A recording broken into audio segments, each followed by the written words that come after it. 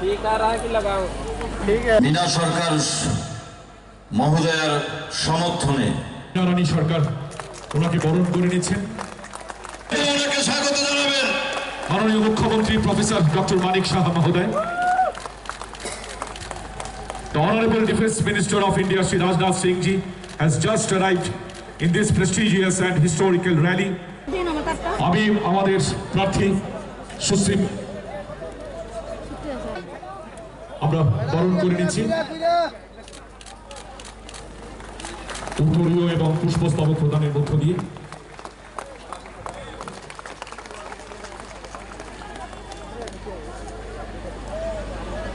এবার আমি অনুরোধ করব আমাদের বাধারঘাট বিধানসভার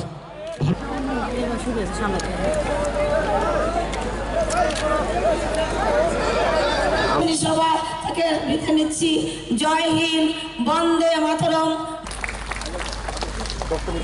আজকে আমি সকাল থেকে বিভিন্ন জায়গায় আমি ঘুরছি। কিছুক্ষণ আগে আমি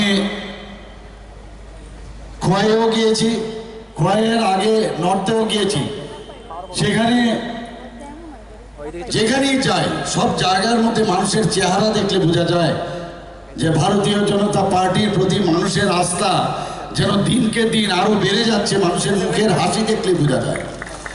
এবং খালি 2 তারিখের অপেক্ষা, আর 2 তারিখ 2 মার্চ আমাদের অপেক্ষা, রেজাল্ট বেরোবো।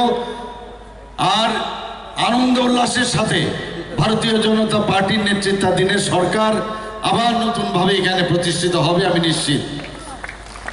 16 তারিখ এখানে যারাই উপস্থিত আছেন সবার কাছে আমার করজোড়ে আমার নিবেদন থাকবে যে এই কেন্দ্রের থেকে আমাদের ভারতীয় জনতা পার্টির যাকে এবার মনোনয়ন দেওয়া হয়েছে মীনা রানী সরকারকে আপনারা বিপুল ভোটে জয়যুক্ত করবেন।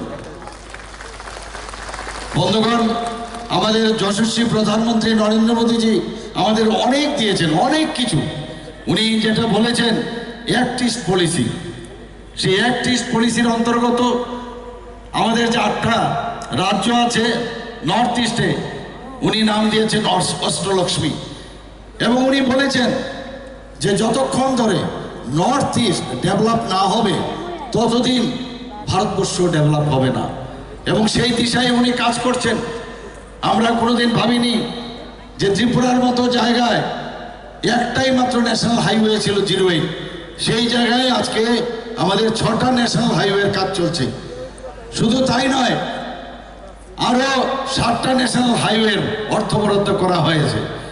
আমি কিছুদিন আগে গুয়াহাটি গিয়েছিলাম, নর্থ ইস্টের সমস্ত মুখ্যমন্ত্রীদের একটা কনক্লেভ ছিল। সেখানে আমাদের যে ইউনিয়ন মিনিস্টার নীতিন গডকরি থেকে ওনাকে যখন আমি বললাম যে আমাদের একটাই ন্যাশনাল হাইওয়ে, সেটা চুড়াইবাড়ির থেকে আমাদের আগরতলা পর্যন্ত, সেই সাথে সাথে উনি বললেন যে এই আপনার যেহেতু এই ডিমান্ড আছে 4 লেনের করার জন্য আমি বরাদ্দ করলাম। এবং সেইভাবে আজকে আমাদের এখানে আমাদের ন্যাশনাল হাইওয়ের কাজ চলছে। বন্ধুগণ, ইন্টারনেটের কথা যদি আমরা বলি, এবং ইন্টারনেটে আমাদের ত্রিপুরার থার্ড স্ট্রংগেস্ট আমাদের ইন্টারনেট। এবং সেই ইন্টারনেটকে ব্যবহার করে আমরা আজকে আমাদের যুব ভাইয়েরা, আমাদের বোনেরা এবং আমরা সবাই ইন্টারনেটকে প্রয়োগ করে সারা পৃথিবী এবং সারা ভারতবর্ষ আমাদের হাতের মুঠে চলে এসছে। আমাদের রেলওয়ে, আমরা কোনোদিন ভাবতে পারিনি যে এই রেলওয়ে ত্রিপুরাতে ব্রডগেজ কোনোদিন আসতে পারবে। আমরা যখন আগে শিয়ালদা স্টেশনে যেতাম, হাওড়া স্টেশনে যেতাম, সেই লখনৌতে যেতাম, আমরা বিভিন্ন জায়গায় আমরা যখন যেতাম ভাবতাম এই স্টেশন, রেলওয়ে স্টেশন এবং বড় বড় রেলগাড়ি একমাত্র ওনাদের জন্যই। কিন্তু আজকে প্রধানমন্ত্রীর মার্গদর্শনে জিন্দাবাদ করতে হয়নি, উনি দিয়ে দিয়েছেন ব্রডগেজ। সেই ধর্মনগর থেকে এখন আগরতলা হয়ে চলে গেছে সাবরুমে। শুধু তাই নয়, এখান থেকে আমরা কোনোদিন ভাবিনি যে আগরতলা ত্রিপুরার থেকে কোনোদিন আমাদের রাজধানী এক্সপ্রেস যাবে, কাঞ্চনজঙ্ঘা যাবে, প্রায় 11টা এক্সপ্রেস ট্রেন যাচ্ছে। বন্ধুগণ, আপনারা এয়ারপোর্টের কথা যদি বলেন, এয়ারওয়েজের আমাদের এত সুন্দর একটা এয়ারপোর্ট ত্রিপুরাতে প্রধানমন্ত্রী নরেন্দ্র মোদীজির হাত ধরে উদ্বোধন হয়েছে। এবং কিছুদিনের মধ্যেই সেই এয়ারপোর্ট সেটা আন্তর্জাতিক মানে সেটা স্থান পাবে এবং আমাদের বাংলাদেশের প্রথমেই যাবে বাংলাদেশে, সে পরবর্তী সময়ে অন্যান্য প্রদেশেও যাবে। আমি আপনাদের অবগতির জন্য জানাচ্ছি যে আমাদের ত্রিপুরার যে রাস্তাঘাট বিভিন্ন জায়গায় যেভাবে এত সুন্দর হয়েছে, যে বাইরের থেকে লোক আসলে বলে ত্রিপুরাতে এত পরিষ্কার পরিচ্ছন্ন, এর জন্য আমরা প্রাইজও পেয়েছি বিভিন্ন, আমাদের প্রধানমন্ত্রীজি নিজে প্রাইজ দিয়েছেন আমাদের। তো বন্ধুগণ, আমাদের যেখানে মেডিকেল কলেজের এখানে দুটো মেডিকেল কলেজ আছে, একটা মেডিকেল কলেজ আমাদের সরকারি মেডিকেল কলেজ এবং স্বাস্থ্য দপ্তরের তরফ থেকে সেখানে আমরা 100 সিট ছিল সেটাকে 125 করেছি। শুধু তাই নয়, এতদিন ধরে ডাক্তারদের কোনো রকম প্রমোশন হয়নি, সেই প্রমোশনের জায়গায় আজকে আমরা ডাক্তারদের প্রায় 22 বছর পরে তাদের প্রমোশন আমরা দিয়েছি। মা বাবা ছেলে মেয়ে একই সাথে একই গ্রেডে থাকতো, সেই জায়গায় আজকে আমরা 22 বছর পর প্রমোশন দিয়েছি। শুধু তাই নয়, আমাদের যে অন্যান্য যে ওয়েলনেস সেন্টারে পিএসসি গুলোকে আমরা ওয়েলনেস সেন্টার করছি, আমরা আমাদের ওদের যে যে সার্ভিস রুল আছে সেটাকে অ্যামেন্ডমেন্ট করে সেই অ্যামেন্ডমেন্টে আমরা বিভিন্ন সুপার স্পেশালিটির ব্যবস্থা করেছি। বন্ধুগণ, আপনারা শুনে খুশি হবেন, এখানে প্রায় 9টা সুপার স্পেশালিটির আমরা ব্যবস্থা করেছি।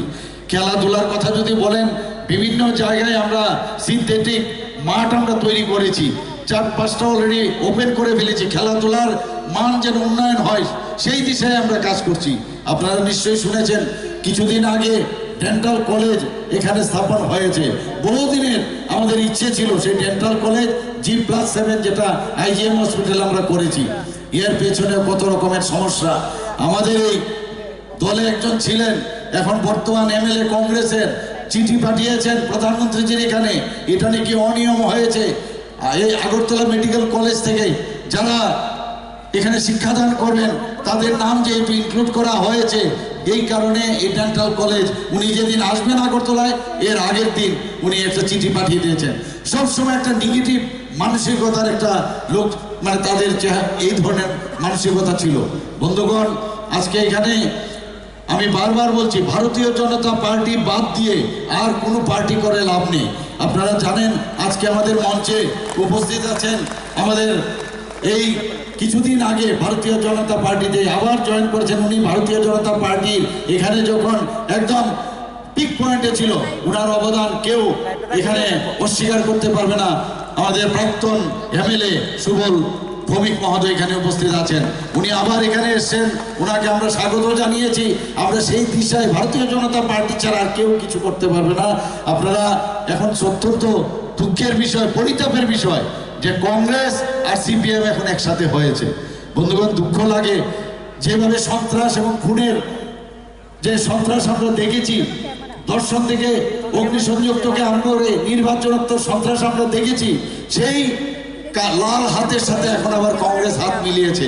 একই পার্টি অফিস থেকে কংগ্রেসের সমস্ত লোককে এখন CPM এর পার্টির অফিস থেকে এখন সেই লাল ফ্ল্যাগ আর কংগ্রেসের ফ্ল্যাগ নিয়ে বেরোয়। অত্যন্ত দুর্ভাগ্যের বিষয় বন্ধুগণ। এখনো আমি বলছি, আমাদের ডাবল ইঞ্জিনের সরকার, এখনো অনেকগুলো বগি খালি আছে। যারা এখনো কংগ্রেস করছে তার ফলোয়ারদের আমি বলবো, এখনো এই ডাবল ইঞ্জিনের সরকার বগি দরজাটা আমরা খুলে রেখেছি, তাড়াতাড়ি আপনারা চলে আসুন, দেরি করলে কিন্তু দরজা বন্ধ হয়ে যাবে। বন্ধুগণ, নানাভাবে আমরা দেখছি অভিনয় করে, অঙ্গভঙ্গি করে। আমি ওনাদেরকে বারবার বলেছি যে বোম্বেতে এখনো কিন্তু অনেক অভিনেতার মানে খামতি আছে, আপনারা দয়া করে সেখানে চলে যান, আপনাদের সেখানেও রাস্তা খোলা আছে। এই রাজনীতি আমরা বহুদিন দেখেছি, খুন সন্ত্রাসের রাজনীতি আমরা দেখেছি। 35 বছর ওরা রাজত্ব করেছে, 5 বছর আমরা ভোট আমল দেখেছি। তারপরেও মানুষ কি করে এদেরকে মেনে নেবে? কোনো অবস্থায় মানবে না। তবে বন্ধুগণ, আমরা খুব খুশি, আমাদের রাস্তা খুব মসৃণ হয়ে গেল এদের বন্ধুত্বের কারণে।